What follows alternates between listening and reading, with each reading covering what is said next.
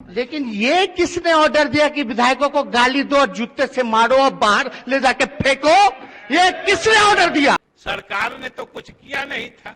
अब कैसे पुलिस आई, कैसे पुलिस ने किया, आपने क्या आदेश दिया, क्या हुआ, ये सब आपके संज्ञान में है। और सबीरा के बेटे को विस्कॉट-अल्ड्रिच सिंड्रोम है। ये एक रेयर जानलेवा इम्यूनिटी की बीमारी है। आपकी एक छोटी सी मदद सबीरा के बेटे को नई उम्मीद दे सकती है।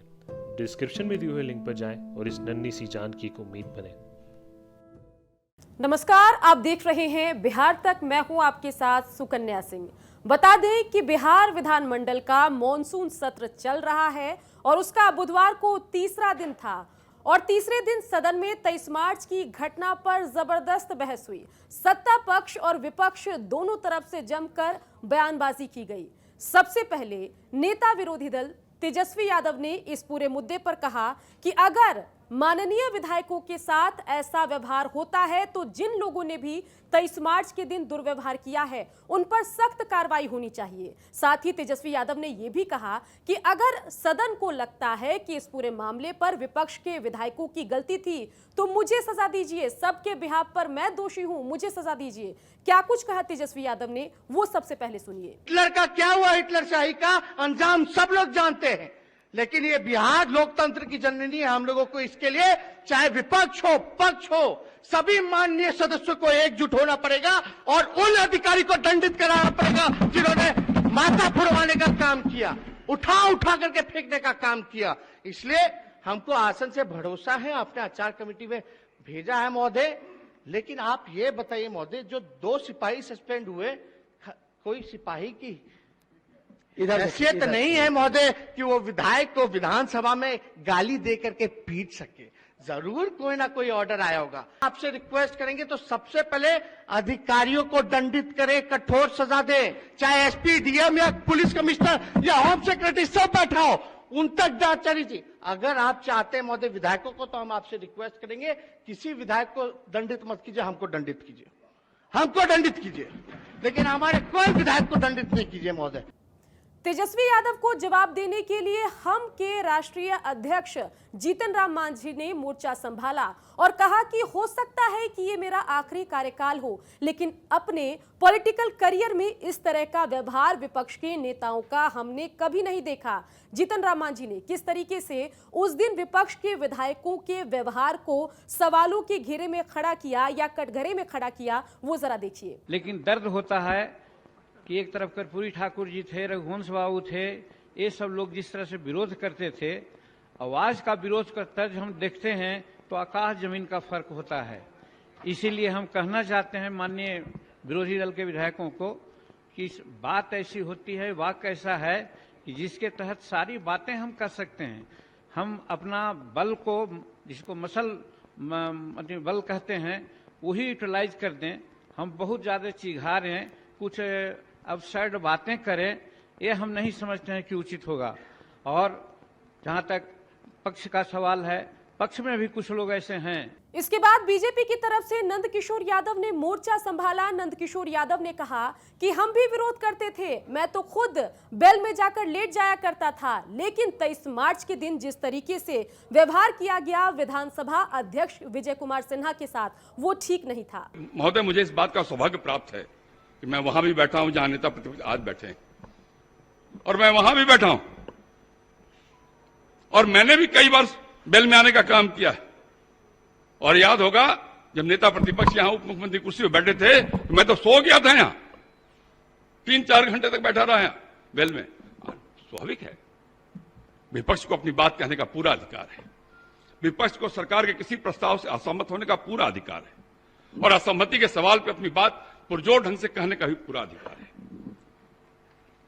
तल्खी हो न हो यह अलग विषय, लेकिन उनको इस बात का अधिकार है।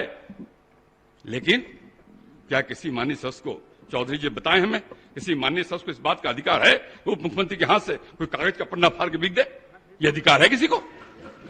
कैसे हो सकता है? कैसे हो सकता है? अब आलोक जी बैठिए, आलोक जी इसको आप सही से नहीं कर सकते। सुन लीजिए विनोद जी, इसके बाद कांग्रेस की तरफ से कांग्रेस विधानमंडल दल के नेता अजीत शर्मा ने मोर्चा खोला। उन्होंने कहा कि जो विधायक होते हैं, जो माननीय होते हैं, वो अपने परिवार के साथ साथ अपने विधानसभा क्षेत्र और अपने इलाके के रिप्रेजेंटेटिव होते हैं। अगर उनके साथ ऐसा दुर्व्यवहार होगा तो ये कहीं से भी ठीक नहीं है। उससे जूता से पीटा जाए, बिल्कुल यह कभी नहीं होना चाहिए। नहीं तो इतिहास हम लोग किसी भी विधायक को, किसी भी मंत्री को, किसी को माफ नहीं करेगा जनता कि आप लोगों ने उसके लिए क्या किया। आप लोग को सबको सोचना होगा। सर, गलतियां हुई हैं, हम मानते हैं, लेकिन कार्रवाई सही होना चाहिए, क्योंकि जनता बिहार की, आपको पूरे देश की देख रही है। बीच में जो महिलाएं गई हैं मंच पे, हम मानते हैं कि उनको खेद प्रकट करना चाहिए, लेकिन जो पुलिसकर्मी जिस तरह से माननीय विधायक को उछाल के पीटे हैं, उस पर कड़ी से कड़ी कार्रवाई सरकार को भी करना चाहिए। और आसन से भी हम माननीय अध्यक्ष से आग्रह करेंगे, आपको निर्देशित करना चाहिए कि फ्यूचर में कभी परिपाटी न बने, कभी आप विपक्ष में रहें और हम सत्ता में रहें, तो हम भी वही काम बदला लेने की भाव से करें। यह परिपाटी पूरे बिहार के लिए, पूरे जनता के लिए अच्छा नहीं है। इसलिए हम आग्रह करेंगे, और आप आसन पर विश्वास है कि आपको मैं बहुत दिन से जानता हूं, आप न्याय करेंगे। इसके बाद तेजस्वी यादव ने जिक्र किया कि विपक्ष लगातार विरोध करता रहा है। एक वो दौर भी था जब बीजेपी ने, विजय कुमार चौधरी जब अध्यक्ष हुआ करते थे, तब पुरजोर तरीके से बीजेपी के विधायकों ने विरोध किया था।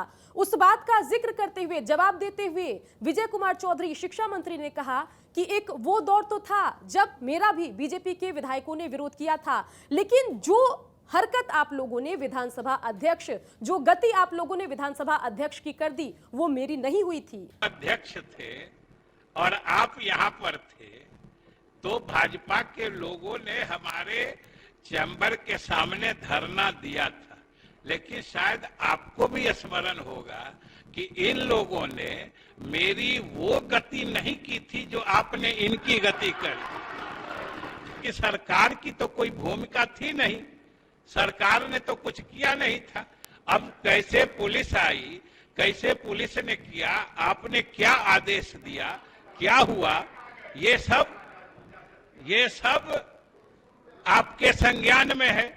और महोदय, हमने इसीलिए कहा था कि सरकार माननीय सदस्यों से लेके सबके सम्मान के प्रति हम पूरे रूप से संकल्पित हैं।